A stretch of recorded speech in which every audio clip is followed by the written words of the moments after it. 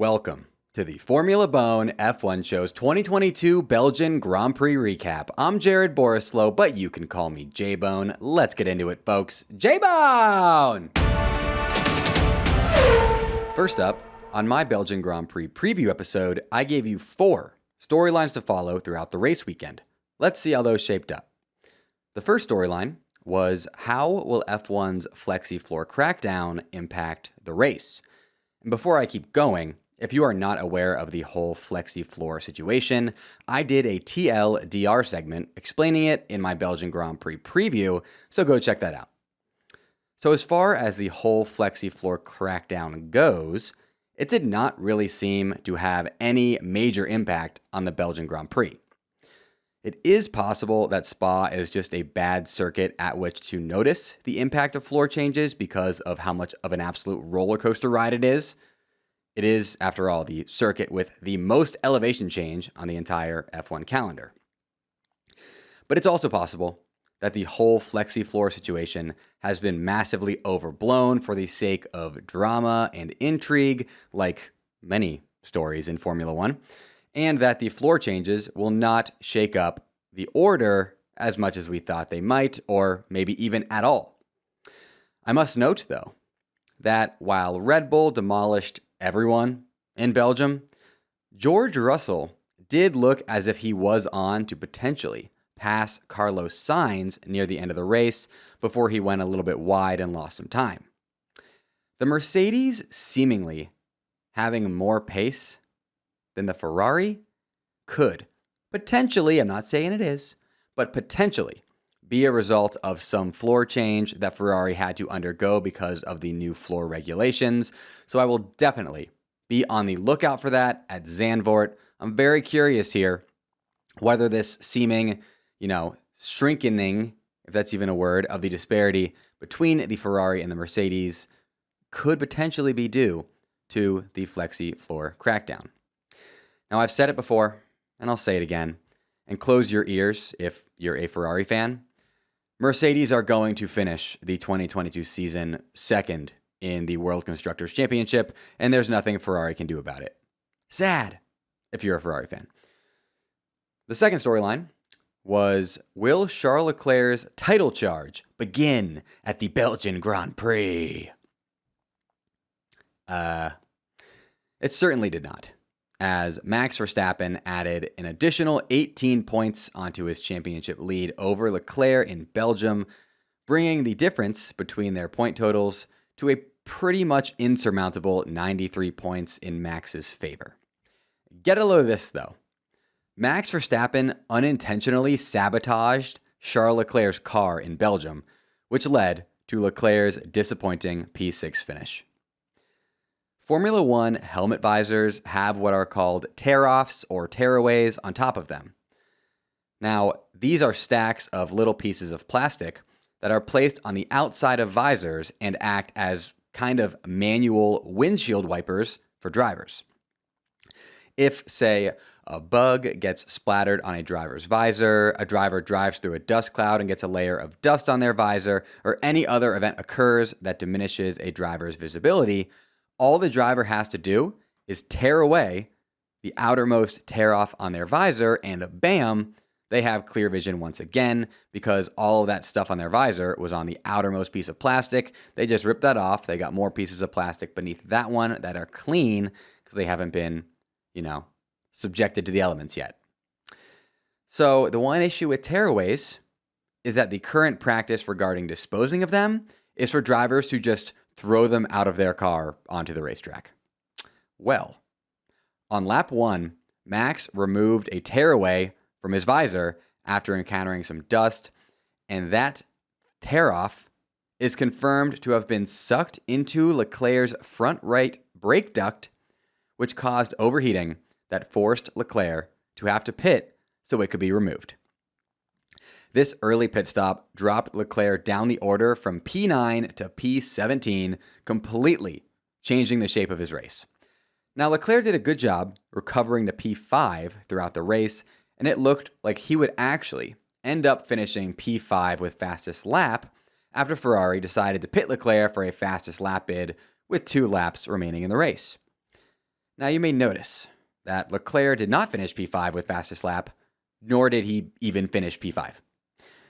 So not only did Leclerc not manage to get the fastest lap of the race during his fastest lap bid, but he also got a 5-second time penalty for speeding in the pit lane just before said bid that caused him to drop to P6 after the race. How could this happen? You may be wondering. Ferrari claim that the earlier overheating caused by Max's tear-off actually damaged a sensor in Leclerc's car that Ferrari used to monitor speed, and that is why Leclerc accidentally sped in the pit lane.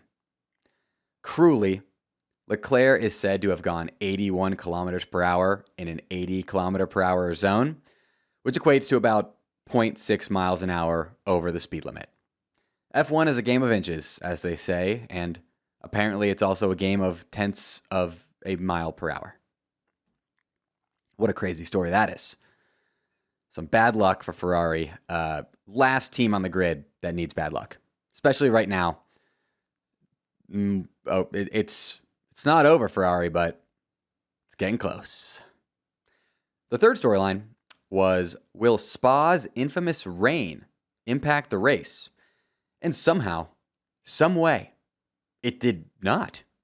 Despite fears of a rainy qualifying that surely gave bad flashbacks to everyone who was attending their second Belgian Grand Prix in a row, qualifying and the race were rain-free. There was actually a stated 0% chance of rain during the race, which certainly made all the fans in attendance very happy to see, and probably every driver as well, minus, of course, the rain god, Lance Stroll. The final storyline was, will this be the last Belgian Grand Prix for a while? And we already have been informed that it will not be the last Belgian Grand Prix for a while. Thankfully. On Sunday, Formula One announced a contract that will keep the Belgian Grand Prix and Spa on the calendar for precisely one more year through 2023. It's being reported that this announcement came after South Africa's Kyalami circuit would not be ready to race on next season as originally believed. Now, I am bummed that F1 will not be returning to Africa next year, but I am pumped to still have Spa on the calendar. Hopefully, for the 2024 calendar and beyond, there can be some sort of arrangement figured out that includes both Kyalami and Spa. Now, I kind of get the feeling that the Belgian Grand Prix at Spa is like some sort of carrot on a stick that Formula One are just going to keep dangling in front of us fans because they know how much we all love it, and they just want to constantly remind us that they have power over all of our emotions and sanity. Just a thought I had. Thought I would share that with you.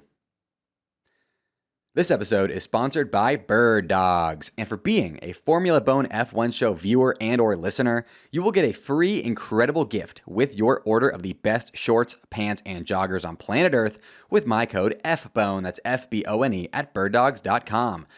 Birddogs makes the best shorts you will ever wear, I promise you. I rotate through my 4 pairs of Birddogs shorts pretty much every week. I'm wearing my Birddogs joggers right now. I love Birddogs. I'm wearing Birddogs shorts, specifically, all summer long, because you can do anything in them.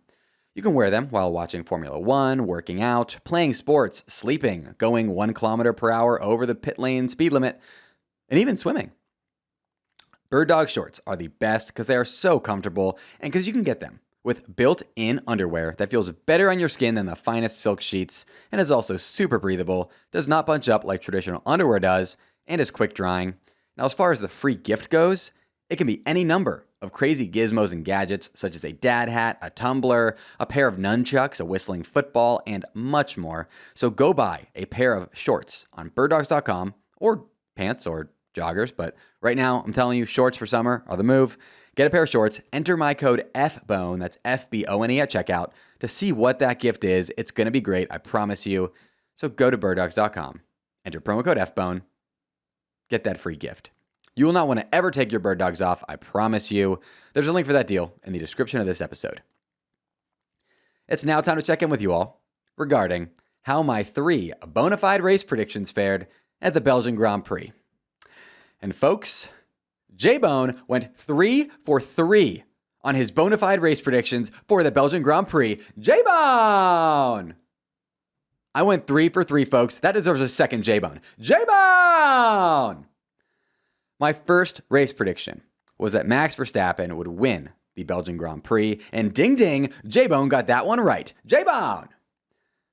Max had inarguably the most dominant performance any driver has had at any race this season, winning the race by almost 18 seconds despite starting the race P14. Just an unbelievably dominant performance from Max. Max truly could not be stopped in Belgium, and I expect to see similar dominance for the rest of the year, much to the dismay of all the Max haters out there. My second race prediction was that Lewis Hamilton's 5-race podium finish streak would end at the Belgian Grand Prix, and ding ding, J-Bone got that one right too. J-Bone! Lewis Hamilton, of course, was not able to complete even one lap in Belgium after colliding with Fernando Alonso on lap 1, a collision Fernando Alonso certainly was not too happy with if you saw his message to his engineers. There's definitely a chance Lewis would have beaten Sainz and taken P3 on the podium if not for his car's retirement, but I don't deal in ifs, ands, or buts. I deal in J-Bones. I should note, though, that George Russell and Lewis Hamilton each have just one DNF to their names this season, and both of those DNFs came when I had a bona fide prediction that predicted streaks each of them were on to end. For George, it was his top 5 streak, and for Lewis, it was his podium streak. Is J-Bone too powerful? Let me know if J-Bone is too powerful in the YouTube comment section of this episode. My third and final race prediction was that Sebastian Vettel would finish in the points at his last ever Belgian Grand Prix, and ding ding, J-Bone also got that one right and went 3 for 3. J-Bone! A nice and easy P8 for Seb in Belgium is what earned me this clean sweep. It feels so good to go 3 for 3. So good. Going 3 for 3 on my bona fide race predictions is literal perfection, and I cannot do any better than it. But what I can do is tie it. And that's exactly what I'm going to do when I go 3 for 3 on my bona fide Dutch Grand Prix predictions later this week. J-Bone! Next up, it is time to respond to some Belgian Grand Prix themed voicemails left by Formula BONE F1 Show listeners on the Bone Phone. If you're new to the Formula BONE F1 Show, welcome. After every race this season, I do one of these race recap episodes, and a large part of them is me responding to questions, comments, hot takes, and more left by Formula BONE F1 Show listeners on the Bone Phone, the phone number for which is 1-833-200-0966. And if you live somewhere where it's difficult to make phone calls, I've actually created a channel in the Formula BONE Discord server where you can submit voice memos directly from your phone rather than calling the hotline number. Check it out via the Discord invite link in the description of this episode. Also, just join the Formula BONE Discord anyways, because it's fun. Some great conversation in there. Meet some cool F1 friends. It's a good time. It's in the description of this episode. The link for it to join. Go do it. So during or after each race, whenever you have an interesting thought, hot take, complaint, or anything else like that, make sure to hit up the Bone Phone or the Formula BONE Discord for a chance at your voicemail being played on the show. Without further ado, here's the first call. Hey J-Bone, I was just wondering if the dominance we saw from Max Verstappen this race is something we're likely to see throughout the calendar, or do you think it's just a one-race thing? Calling in from Thailand, have a wonderful time.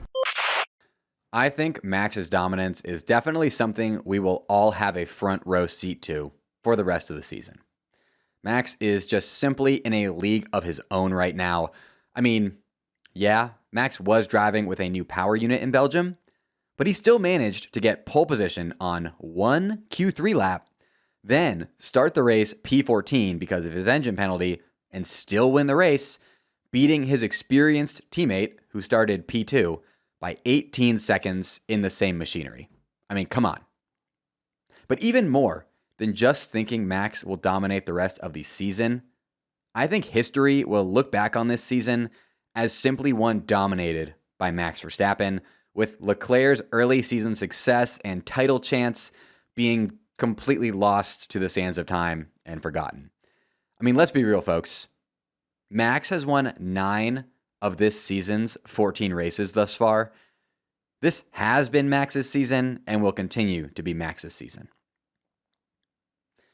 This episode of the Formula BONE F1 show is brought to you by Felix Gray Glasses, which I'm literally wearing on my face right now. The good folks at Felix Gray create effective, research-backed products to improve humans' relationships with technology. It all started 5 years ago when Felix Gray set out to create eyewear that would make it easier and more comfortable for humans to stare at screens, because whether you like it or not, we all live in a digital world, and that means we are forced to look at so many screens all the time. And the thing about all these screens is that they are wreaking havoc on our eyeballs and brains and causing things like eye strain, headaches, and blurry vision. The blue light emitted from these screens is the culprit, and Felix Gray's clear blue light lenses filter 15 times more blue light than other clear lenses do. 9 out of 10 customers experience relief from eye strain, headaches, and/or blurry vision. Along with their popular clear blue light lenses, Felix Gray also has blue light sunglasses, which I'm wearing right now, and amber blue light glasses available that I also love, and you will too. And all their products are so high quality and built to last. I've had these for a while, and they're still holding up great. Felix Gray has both non-prescription and prescription blue light glasses available, so there's something for everyone. Check out Felix Gray's full selection at felixgrayglasses.com/FBONE, where you'll have access to free shipping, free returns, and free exchanges. Totally risk-free, folks. Check them out. FELIXGRAYGlasses.com/FBONE. There's a link for that deal in the description of this episode. Next call. J-Bone. So, Mr. J-Bone, what do you think about Lewis Hamilton and Fernando Alonso crashing and Lewis Hamilton ending his podium streak in such a sad way? It's just, as a Lewis fan, it's just so frustrating. So, let me know your thoughts on that. J-Bone! J-Bone! Whether you love him, hate him, or are neutral on him, you have to hand it to Lewis. He's made some insane progress this season. From earning 28 total points through his first 4 races of the season to 69 total points, nice, in the 4 races prior to the Belgian Grand Prix, Lewis's turnaround has been insane. I will say that I don't necessarily feel too bad for Lewis here, because as Lewis admitted, the collision with Alonso was his own fault, as Alonso was in Lewis's blind spot, and thus Lewis accidentally left Alonso no space. Lewis, of course, should have listened to Fernando Alonso's legendary words, "All the time you have to leave the space," and this wouldn't have happened. Just something to note, Lewis. That being said, I fully expect Lewis to bounce right back and be on the podium at Zandvoort, especially with how good the Mercedes looked compared to the Ferrari in Belgium. Last call. Hi, J-Bone. This is Holly calling from Ypsilanti, Michigan. We saw an impressive performance from Alpine this weekend with not 1, but 2 double overtakes from Ocon and some great moves from Alonso as well. I'm curious who you think might be driving alongside Ocon for next season so Alpine can keep up their momentum. Bye. So I think Alpine's second driver next year will be either Pierre Gasly, Daniel Ricciardo, or Mick Schumacher. Frenchman Pierre Gasly is a prime target for French manufacturer Alpine because of his Frenchness, but also because he's a proven race winner who's very clearly ready for a new battle outside the Red Bull racing sphere he's been in. Now, the main hang-up with Gasly is that he's under contract at AlphaTauri.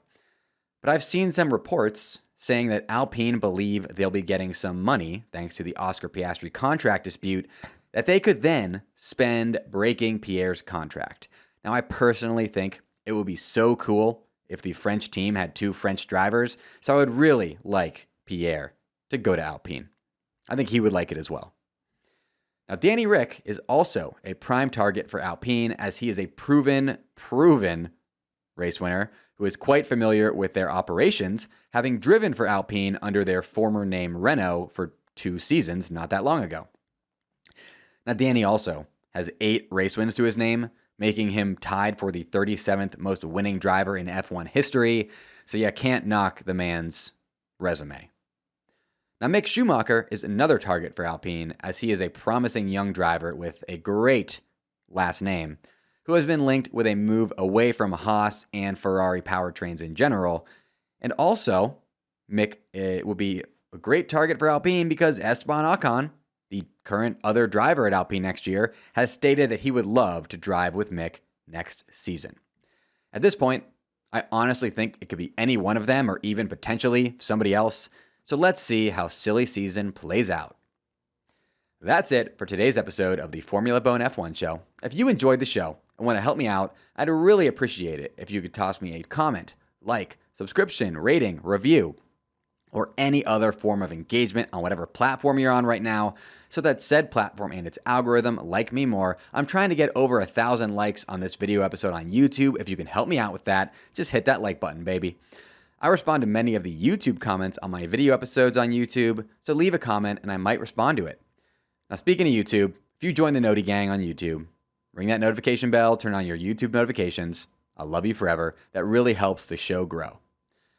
Now, between now and my Dutch Grand Prix preview episode, you can stay engaged with the Formula BONE brand by joining over 600 members of the Bone Brigade in the Formula BONE Discord server via the invite link in the description of this episode, and by following me on all social media at Formula BONE and at my real name, Jared Borislow. That's at JaredBorislow. Until next time, folks, J-Bone!